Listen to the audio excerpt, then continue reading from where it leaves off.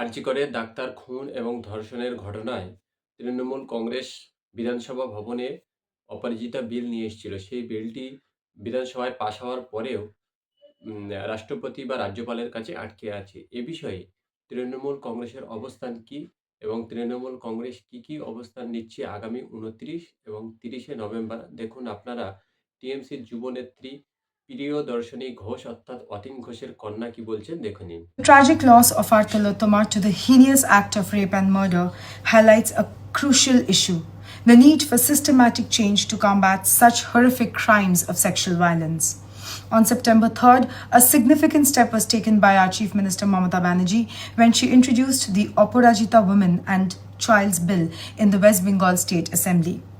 This groundbreaking legislation makes West Bengal the first state in India to modify union laws regarding rape and sexual offences.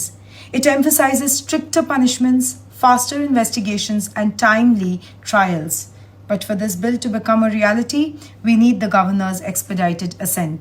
We also call on other states to adopt similar measures to ensure consistent protection and justice nationwide. Together, let us champion this bill and continue to advocate for a society where justice prevails and safety is a universal right.